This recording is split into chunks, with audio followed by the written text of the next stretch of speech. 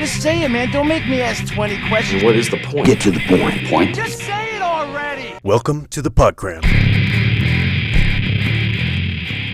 In today's brief wisdom montage, we'll start with Dr. Ellen Langer on Huberman Lab explaining what's wrong with forgiveness. Then let Conan O'Brien take the reins and explain how maintaining perspective is like bodybuilding. And then we'll close with General Stanley McChrystal on modern wisdom, lay out how character building is a practice and the virtues of obsession over mediocrity. Enjoy. I don't want anybody, certainly not the person closest to me, to ever forgive me. I want to be understood. And if you understand, there's no reason to forgive me because my behavior will make sense or else I wouldn't do it. If you ask 10 people, is forgiveness good or bad? What are they going to tell you? I'm going to tell you it's good. Yeah. If you ask 10 people, is blame good or bad? What are they going to say? It's bad. Yeah. But you can't forgive unless you first blame. So our forgivers are our blamers. That's interesting.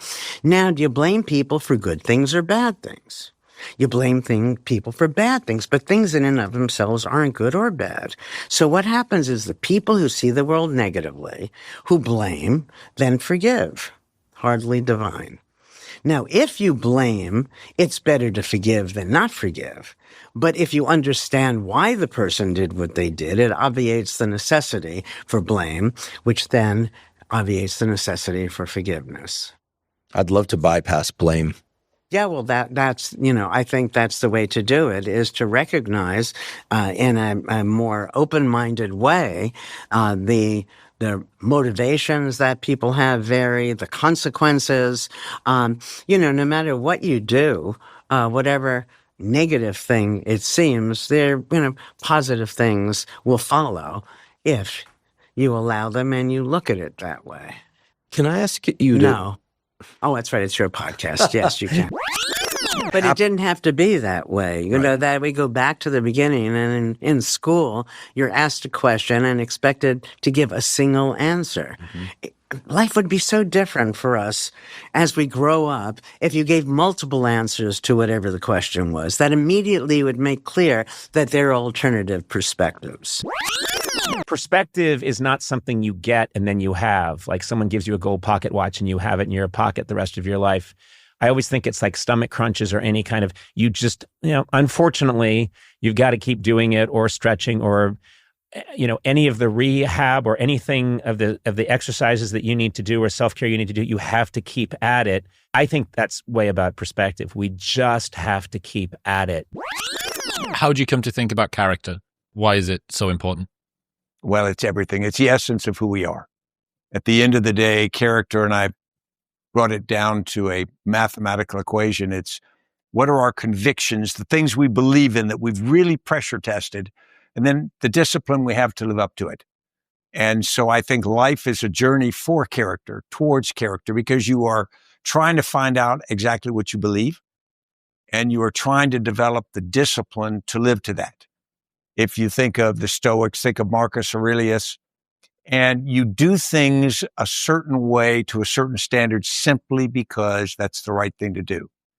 And I think when you can make character in its purest sense, that's sort of what it is.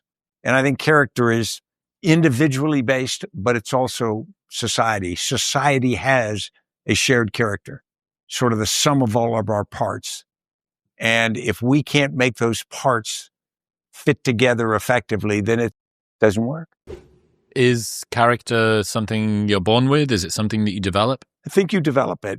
There's certainly an argument that the level of stubbornness may come from birth, the level of parts of discipline. But I know most of the things that I do because I learned to do them.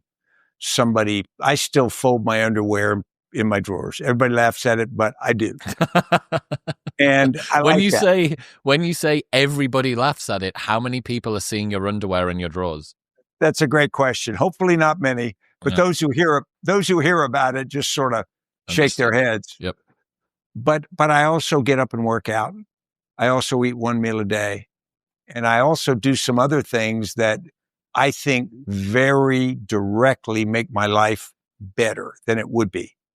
And so, They can laugh at my fixation on doing certain things to whatever standard I've set. But the reality is, for the most part, that has served me well.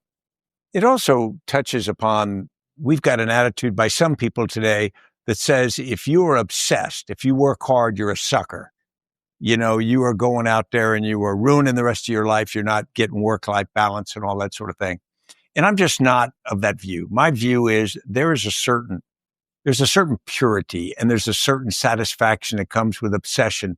And it doesn't have to mean you're jerking the rest of your life. You don't have a good relationship. But it means those things you want, you're willing to try really hard for.